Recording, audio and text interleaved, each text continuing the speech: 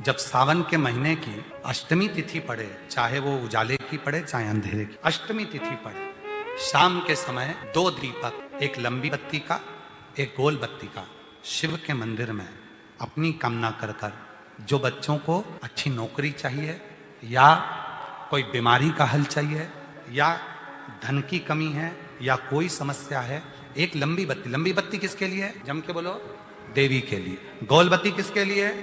देव के। 2 बत्ती घी की, गोल बत्ती को जलाओ पहले, फिर लंबी बत्ती का जो दिया हो उसकी बत्ती का मुख गोल बत्ती की ओर हो, वो बत्ती अपनी ओर नहीं हो। समझ में आ रहा है ना सबको? गोल बत्ती के सामने अष्टमी के दिन प्रदोष के समय पर लंबी बत्ती का दीपक, पहले गोल बत्ती का दिया जलाया, फिर ये लंबी बत्ती का मुख उधर की ओर कर दीपक को जब हम प्रज्वलित करते हैं और अपनी जो कामना दोनों दीपक के सम्मुख में करते हैं, वो कामना पूर्ण होकर ही रहती है। पर करना क्या है?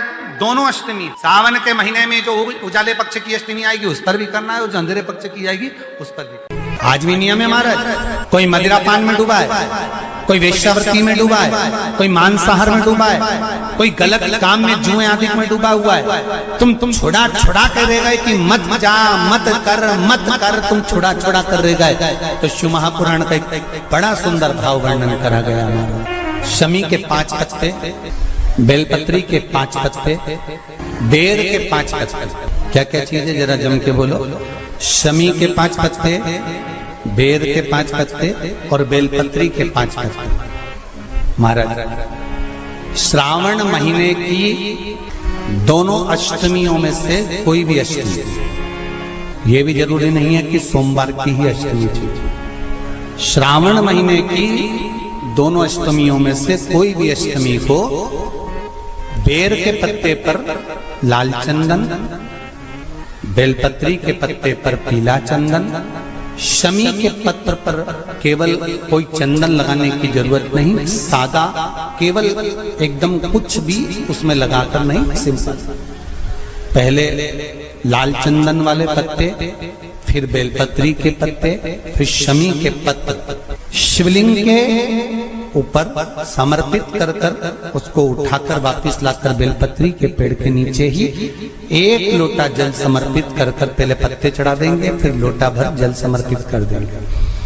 उसी चढ़े हुए पत्तों में से 5 बेलपत्र को लेकर अपने घर आ जाए और अवधूतेश्वर महादेव, कौन से महादेव? अवधूतेश्वर महादेव। ये अवधूतेश्वर महादेव कौन से हैं? आपको कथा में कई बार वर्णन करा गया है। शंकर भगवान को क्रोध आया, ब्रह्मा जी ने क्रोध को लिया, समुद्र में डाला। उस रूप को क्रोध का एक रूप था, क्योंकि जो मदिरा पान करने वाले होते हैं, व्यसन करने वाले होते हैं, गलत काम करने वाले होते हैं, इनको सुधार कर जाओ। जितना तुम समझाओगे ये उतना आग बबूला होंगे। तुम बच्चों से कहोगे गलत लड़के के साथ रह रहा मत रहे, तो और ज्यादा क्रोध करेगा, और चिड़चिड़ करेगा, और अपशब्द कहेगा। तो ये क्रोध को संयमित कर दे। अवधूतेश्वर महादेव का स्मरण कर 5 पत्तों को लेकर आइए। कुछ समय बाद जैसा जैसा समय की अनुकूलता मिले, आप किसी मदिरा का पान करने वाले या किसी व्यक्ति को वो पत्ते दोगे या प्रसाद के रूप में दो तो अच्छी बात है, नहीं तो उस पत्ते का थोड़ा थोड़ा भाग भी प्रतिदिन मात्र 21 दिन तक अगर थोड़ा थोड़ा भाग भी दे दिया जाए तो धीरे धीरे मदिरा पान, व्यसन, गलत आदतें छूटना प्रारंभ हो जाती है और वो शंकर की शरणागति ग्रहण करते हैं। महाराज, शिव अर्चना, ये तो अभी लोगों की थोड़ी सी सोच गलत हो गई। ये दुनिया के लोगों को ये तो मालूम नहीं है भगवान शंकर के लिए। हाँ, शंकर भगवान के पास में भांग रहती है, शंकर भगवान के पास में भांग रखी हुई होती है। शंकर भगवान का भांग का श्रृंगार होता है, क्योंकि उसको बूटी के रूप में, औषधि के रूप में लिया जाए। पर कोई कहे कि शंकर भगवान भांग का नशा करते हैं, तो ये संसार के लोगों को समझा देना कि शिव भांग का नशा, मेरा भोलेनाथ भांग का नशा नहीं करते। किसी भी अष्टमी तिथि को 12 महीने में शुक्ल पक्ष कृष्ण पक्ष की अष्टमी तिथि पड़ती है। यदि किसी भी अष्टमी तिथि को अगर किसी ने नियम बनाया 5 अष्टमी का, 8 अष्टमी का, 7 अष्टमी का, एक कनेर का पुष्प शिवजी के शिवलिंग को समर्पित करना, अशोक सुंदरी के स्पर्श करना, और जो जलाधारी होती है, जैसे ये शिवलिंग है, ये जलाधारी है, तो पहले शिवलिंग पर स्पर्श, फिर अशोक सुंदरी का स्पर्श, फिर जलाधारी पर कनेर का पुष्प शिव जी की ओर मुख कर कर, अर्थात जैसे मानो ये कनेर का पुष्प है, तो ऐसा शिवलिंग का स्पर्श करते हुए जलाधारी पर जो समर्पित करता है, भगवान शंकर उसके मन की कामना को पूर्ण जरूर करते हैं। एक कनेर का पुष्प। विवाह नहीं हो रहा, हम तो टेंशन में पड़ गए, लड़की 28 साल 30 साल का लड़का हो गया, विवाह नहीं हो रहा, कुछ मत करो।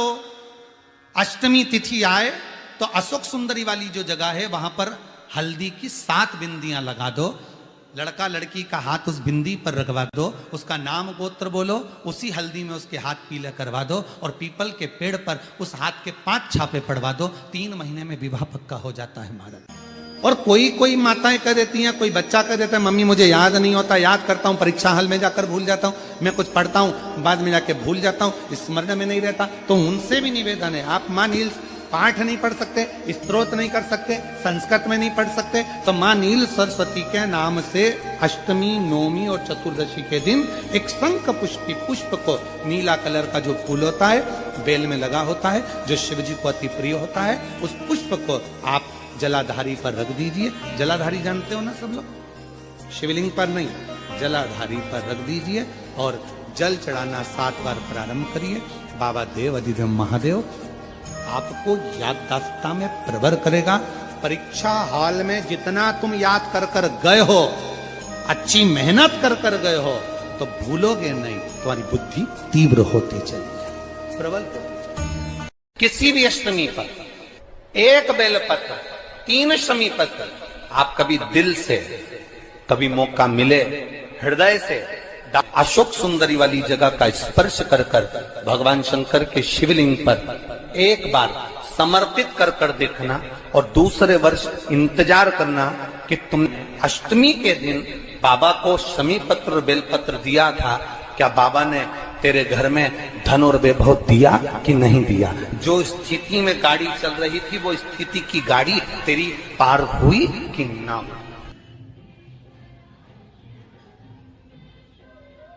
एक और अच्छी बात है, बहुत ध्यान लगाकर सुनिएगा जरा। जितने आस्था चैनल पर सुन रहे हो, यूट्यूब पर सुन रहे हो, फेसबुक पर सुन रहे हो, या इस पंडाल में श्रवण कर रहे हो, बहुत सावधानी से ध्यान दीजिएगा। कभी श्रावण महीने में अगर आप शंकर जी के मंदिर में जाएं और शिव मंदिर किसी वृक्ष के नीचे हो, बट वृक्ष के नीचे हो, चाहे पीपल के वृक्ष के नीचे हो, चाहे वो आंवले के वृक्ष के नीचे हो, चाहे वो बेलपत्री के वृक्ष के नीचे हो, चाहे वो शमी के वृक्ष के नीचे हो, चाहे जिस वृक्ष, कोई भी वृक्ष के नीचे अगर कोई शिवालय है, शंकर जी का कोई मंदिर या शंकर जी का कोई शिवलिंग रखा हुआ, तो एक दुर्वा किसी भी श्रावण महीने में तुम जब भी किसी शिवालय में जाएं, जिस वृक्ष के नीचे शिवलिंग हो, उस शिवलिंग पर ये शिवलिंग रखा हुआ है, ये जलाधारी है। जलाधारी पर जहां शिवलिंग रखा हुआ है वहां कटी भाग माता पार्वती जी का हस्तकमल, उसके ऊपर रखा हुआ है शिवलिंग, सामने अशोक सुंदरी और भगवान शंकर के दोनों पुत्र गणेश कार्तिके, ऊपर से जल गिरता है जया, विषहारा, सामरीवारी, दौतली, देव,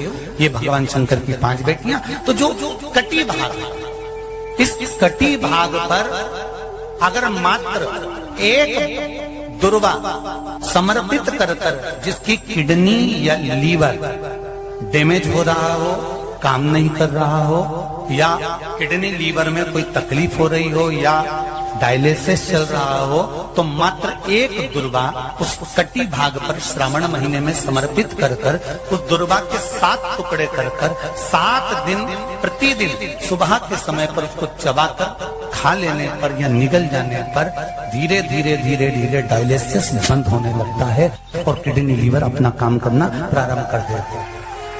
एक दुर्वा, कितनी दुर्वा? एक दुर्वा, मात्र एक दुर्वा। शंकर भगवान पर चढ़े हुए जल जब नीचे की ओर आता है, जिस जगह पर जल गिरता है उस जगह पर मात्र एक दुर्वा अपनी कामना कर इस शरीर के सुख के लिए शंकर भगवान के जल गिरने वाले स्थान के पास में अवधूतेश्वर महादेव के नाम से रख दी जाती है, तो जिंदगी में कभी बड़ी बीमारी नहीं आती। उसी तरह इससे रोग को समाप्त करने के लिए दुर्वा का प्रयोग किया गया। आप लोगों ने पूर्व में जो शिव महापुराण की कथा कुबेरेश्वर बाबा की धरा से करी थी, वो आप लोगों को ध्यान में होगा। दुर्वा कैसे उत्पन्न हुई थी, दुर्वा का महत्व क्या है, कितनी दुर्वा चढ़ाना चाहिए, कैसी दुर्वा चढ़ाना चाहिए, दुर्वा की उत्पत्ति कहाँ से हुई है, दुर्वा तोड़ने के बाद पानी में डालने के बाद फिर हरी हो जाती है, इसका क्या कारण है, दुर्वा गणेश जी को क्यों चढ़ाई जाती है, शंकर जी को दुर्वा किस स्थान पर चढ़ाई जाती है,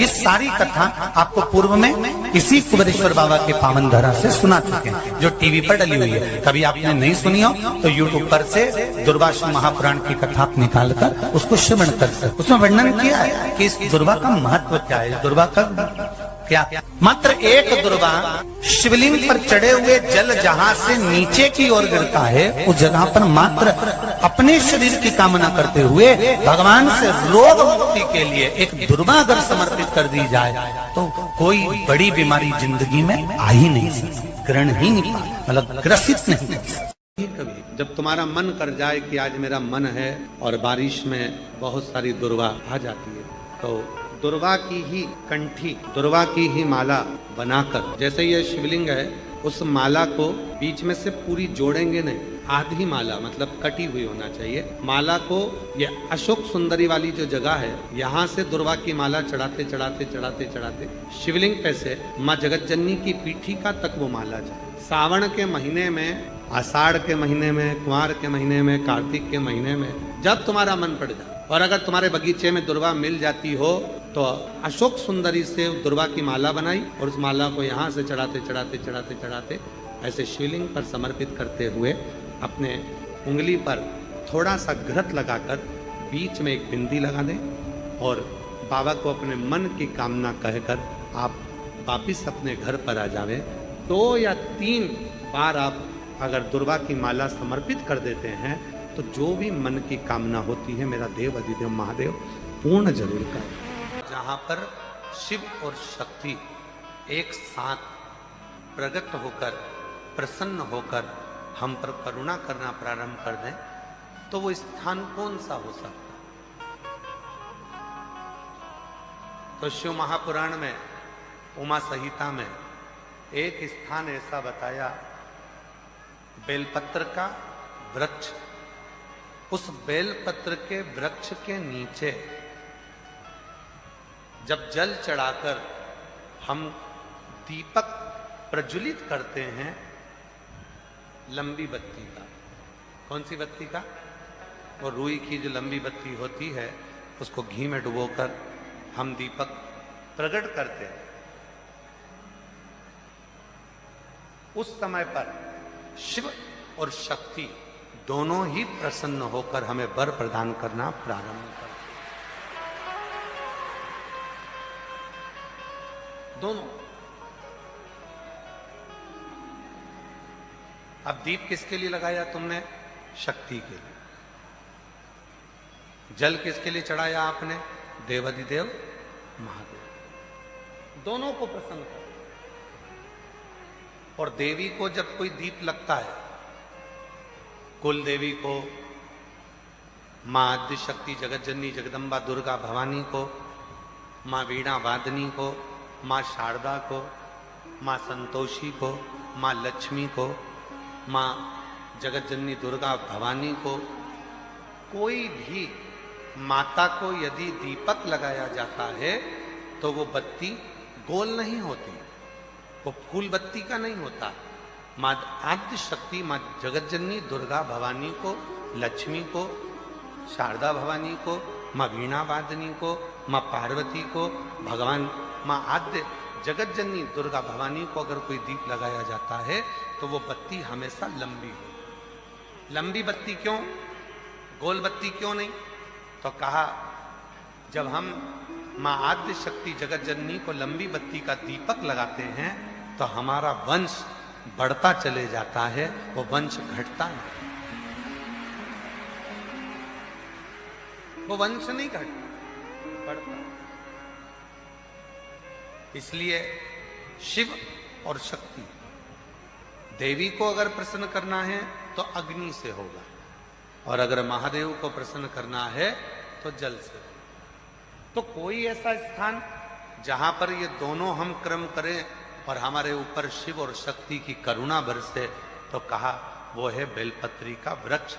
पहले जल समर्पित करो, उसके बाद लंबी बत्ती का अगर एक दीपक भी हमने महीने भर में एक बार भी लगा दिया तो याद रखना शिव और शक्ति हमारे जीवन में इतनी तरक्की देना प्रारंभ करते हैं कि हमारे सारे मार्ग सुलभ होते चले। एक शिव महापुराण में सुना है शंकर भगवान पर 108 कुछ भी शिव को चढ़ाना चाहिए श्रावण के महीने में। हमने पहले भी कहा था, पिछले लॉकडाउन की कथा निकाली है और सावन के महीने की कथा निकाल कर सुनना। उसमें कहा था आपके पास कुछ भी नहीं है तो 108 चावल के दाने चढ़ाइए, 108 मूंग के दाने चढ़ाइए, 108 आप चाहे तो सरसों के फूल चढ़ाइए, 108 चाहे तो सफेद पुष्प चढ़ाइए, 108 चाहे तो गुलाब की पत्तियां चढ़ाइए। पर सावन के महीने में एक नियम बनाना कि मैं 108 ये वस्तु शिव को समर्पित करती हूं। उसका कारण क्या है? तो स्कंद पुराण में लिखा है शंकर भगवान को सावन के महीने में जब हम 108 कोई वस्तु समर्पित करते हैं तो शंकर उसको लाख और करोड़ों गुना कर कर हमको पूरे वर्ष में प्रदान कर देता है। इस श्रावण महीने की जो महापुराण की कथा यहाँ चल में 3 चीजों का वर्णन बड़ा विशेष आया है। महादेव, जम के बोलो पहले महादेव। दूसरा नंबर पर है भोला, जिसको कहते भोला शंकर। तीसरे नंबर पर है हर हर। इन 3 उच्चारण को व्यक्ति को, वैसे तो आप कभी भी महादेव बोलो, हर हर महादेव बोलो, भोला शंकर बोलो, मना नहीं है, पर इन 3 उच्चारणों को कहीं कहीं बहुत जरूरी में ले लेना चाहिए। पहला, जब आप किसी कार्य के लिए आगे बढ़ रहे हो और वो कार्य हो ही नहीं रहा, बहुत प्रयास कर लिया आपने और वो काम हो ही नहीं रहा, अथक प्रयास कर कर थक गए, तब घर से जब निकलो तो एक विचार कर कर निकला, मुख से कहकर निकलना कि आज मैं इस कार्य के लिए जा रहा हूं और मेरे साथ मेरा महादेव जा रहा है। कौन जा रहा है? महादेव जा रहा है। वापिस आओगे, ज्यादा से ज्यादा ये होगा 15 दिन, 20 दिन, 25 दिन, 30 दिन लगेंगे। जो कार्य कर कर आए हो उसका रिजल्ट आपके पक्ष में जरूर आएगा, क्योंकि महादेव को आप साथ लेकर जा रहे हैं। अगर हमने किसी की निंदा कर दी है, हमने किसी की निंदा श्रवण कर ली, हमारे मुख से हमने अपशब्द कह दिया, हमारे मुख से हमने किसी को ताना दे दिया, हमारे मुख से हमने किसी को गाली दे दिया, हमारे मुख से हमने किसी को आड़ा टेढ़ा बोल दिया, तो दिन भर में कम से कम 3 बार या तो गंगा जी का स्मरण कर लेना चाहिए, हर हर गंगे, या फिर नर्मदे हर, और अगर ये भी नहीं कर सकते तो हर हर महादेव। 3 बार मात्र स्मरण कर लेने से जीव के मस्तक का जो पाप है वो क्षीण होने लगता है। समाप्त। तीसरे नंबर पर है भोले शंकर।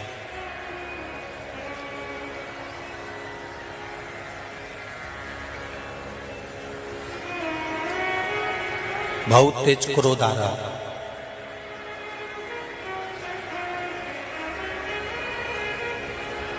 दो निर्णय पर आप बैठे हुए, एक मन कर रहा है इस लड़के से शादी करूं कि इस लड़के से शादी करें, इस लड़की से ब्याह करें कि इस लड़की से ब्याह करें, किराने की दुकान डालें कि जनरल स्टोर डालें, इस जगह पर नौकरी करूं कि इस जगह पर नौकरी करूं।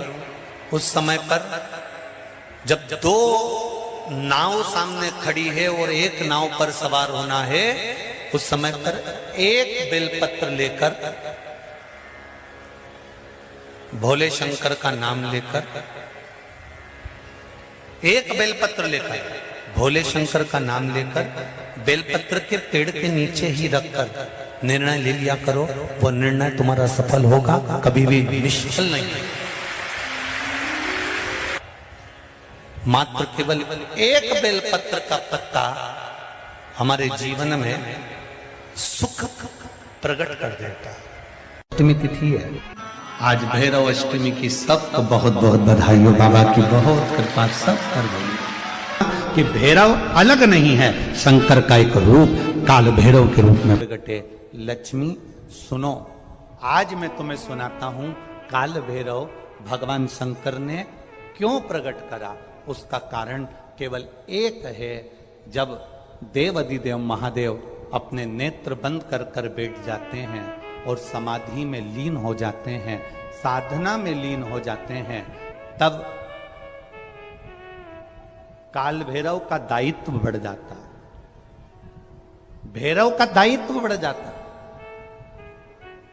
और भैरव का क्या दायित्व बढ़ता है तो सुनो, लक्ष्मी भैरव का दायित्व यह बढ़ जाता है कि जो शंकर के शिवालय में पहुंचता है, जो शंकर के शिवालय में पांव रखता है, जो शंकर के शिवालय में अंदर पहुंचकर शिवालय में अपना चरण रखते रखते रखते रखते देहली से जब अंदर जाता है और शिवालय में शंकर भगवान के शिवलिंग की आराधना करता है, जल चढ़ाता है, शमी पत्र चढ़ाता है, बेल पत्र चढ़ाता है, कमल पुष्प चढ़ाता है, भगवान की श्रृंगार कर कर चंदन अबीर गंध से जो पूजन करता है भगवान की, जब वो अंदर प्रवेश करता है तो भैरव का दायित्व ये हो जाता है कि उसके दुख को भैरव उसी समय पर भक्षण कर लेता है और उसको सुख देकर भेज देता है। ये भैरव का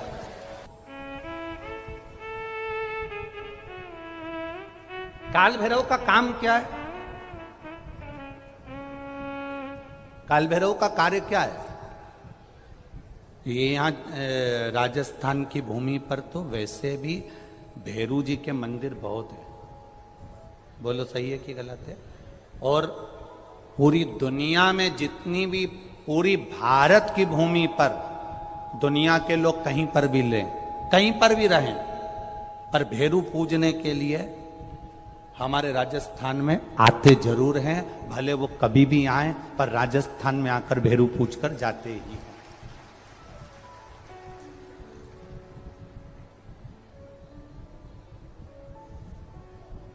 भैरव का काम क्या है?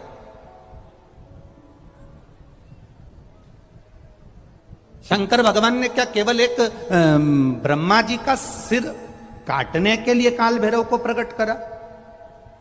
केवल एक कार्य के लिए ब्रह्मा जी ने, भगवान शिव जी ने काल भैरव को प्रकट करा? केवल एक काम के लिए नहीं। मेरा भोलेनाथ एक कार्य के लिए काल भैरव को कभी प्रकट नहीं कर सकता, क्योंकि मेरे भोलेनाथ ने जब जब जो काम किया है वो संपूर्ण ब्रह्मांड के कल्याण के लिए किया है। इसलिए ब्रह्मा के सिर काटने के लिए, अकेले केवल ब्रह्मा का सिर काटने के लिए भगवान काल भैरव को प्रकट नहीं कर सकते। तब काल भैरव के प्रकट होने का कारण क्या है? भैरव के प्रकट होने का कारण क्या है? भैरू जी के प्रकट होने का कारण क्या है? भैरव प्रकट क्यों हुए हैं? तो शंकर भगवान जब काल भैरव जब नारायण के यहां बैकुंठ में गए और भगवान बैकुंठ में जब पहुंचे तो लक्ष्मी जी ने भगवान नारायण से पूछा, प्रभु मेरे मन के संशय को मिटाइए, ये भैरव प्रकट क्यों हुए हैं? केवल ब्रह्मा का सिर काटने के लिए?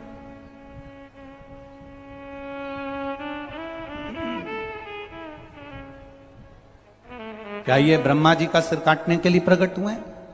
आखिर भैरव प्रकट क्यों हुए? केवल एक ब्रह्मा का सिर काटने के लिए? भगवान विष्णु ने कहा नहीं, केवल ब्रह्मा का सिर काटने के लिए काल भैरव नहीं प्रकट हुआ। ब्रह्मा जी का सिर कट गया था, काल भैरव को भगवान शंकर ने प्रकट कर दिया था और काल भैरव ने जाकर ब्रह्मा जी को अपने हाथ की उंगली का नख तोड़कर उनका शीश काट दिया था। काल भैरव जब काल भैरव ने शीश काट दिया, शीश कट गया,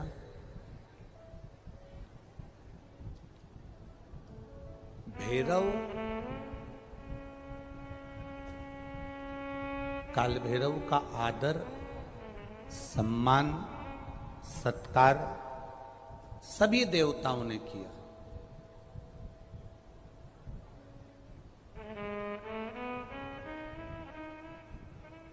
भैरव क्षेत्र का देवता होता है।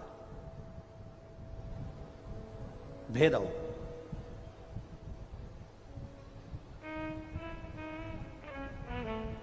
चौसठ तरह के भैरव होते हैं। कितने तरह के? 64। 64 तरह के भैरव होते हैं। और 64 तरह के भैरव, जितने भैरव होते हैं उतनी भैरवी होती है, क्योंकि शिव के साथ शक्ति जरूरी है, भैरव के साथ भैरवी जरूरी है, क्योंकि भैरव शंकर भगवान का एक अंश रूप है, क्योंकि शिव ने उसको प्रकट करा। हाँ, दुनिया के लोग भले भैरव जी को बदनाम करने में लगे, ये तो शुरू से चला आ रहा है। भैरव जी को कोई बीड़ी पिला देता है, कोई सिगरेट पिला देता है, कोई कह देता है कि भैरव बाबा को तो बीड़ी दे दो, भैरव बाबा को तो सिगरेट दे दो। ये ढोंग और प्रपंच मेरे शंकर की कथा में नहीं है।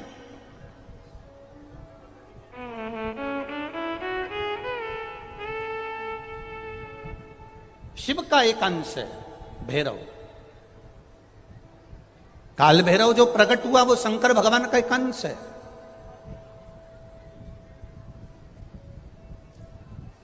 काल भैरव जो प्रकट हुए वो शिव का एक अंश रूप है। और काल भैरव जब प्रकट हुए, सारे देवताओं ने उनका आदर करा, इंद्र ने उनका सम्मान करा, इंद्र उनकी सेवा में लगे, वायुदेव, गरुण देव, वरुण देव, जितने भी देवता हैं सब ने उनका आदर करा। अब आदर करते करते करते करते माता लक्ष्मी जी ने भी काल भैरव को निमंत्रण दिया। जरा सुनिएगा, बहुत सुंदर कथा है पुष्कर राज की। इस कथा को अपनी जिंदगी में उतारना जरूर।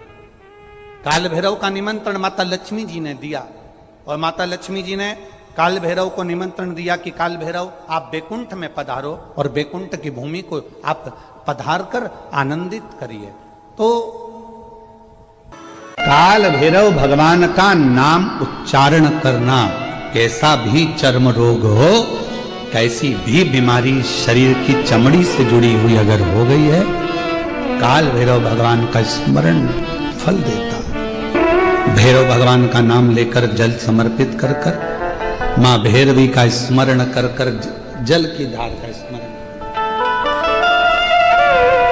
शिव शंकर, यह शिवलिंग है, ये जलाधारी है। जब जल चढ़ाएं, दक्षिण में खड़े होंगे, जहां पानी बहता है वो उत्तर में जाता है। शिव जी का जो पानी है वो बहकर कहां जाता है? उत्तर में। तो जहां से पानी बहता है उसके ठीक विपरीत में खड़े होकर, बैठकर आप शिव जी को यहां जल चढ़ाएं। ओम भैरवाय नमः। शिव भैरव का नाम लेकर जल समर्पित करें। मां भैरवी का नाम लेकर यहीं से जल की धार यहां चढ़े। जो जलाधारी है गोल चौकोर, जो भी जलाधारी आपके पास के मंदिर में, वहां भैरवी का, मां भैरवी का नाम लेकर, पहले बाबा का भैरव शिव का नाम लेकर यहां, और मां भैरवी का नाम लेकर यहां जल समर्पित करें। जो जल चढ़ता है उसी जल का प्रोक्षण अपने शरीर पर करें, या थोड़ा सा झेल कर लाकर उसको पूरे जहां जहां तकलीफ है पूरे शरीर में लगाना प्रारंभ करें। डॉक्टर की दवाई भी खाते रहें, इलाज भी कराते रहें, और साथ में ये बाबा भैरव का नाम भी लेते रहें। आराम लगेगा, होगा। शिव तत्व की प्राप्ति का सुख है। भगवान भैरवनाथ का स्मरण। लोग कहें कि कई लोग कहते हैं शंकर जी अलग हैं, भैरव अलग हैं, कोई कहता है शिव अलग हैं, भैरव अलग हैं, कोई कहता है जगत जननी दुर्गा अलग है, भैरवी अलग। ना ना ना, ये व्यर्थ की बातों में आप मत पड़िए। शिव महापुराण, हमारी बात पर भरोसा नहीं तो शिव महापुराण की कथा लेकर आओ, गीता प्रेस गोरखपुर की, और शिव महापुराण की कथा को हिंदी में अपने घर में रहकर जब फुर्सत मिले तब पढ़ो, तो आपको ज्ञात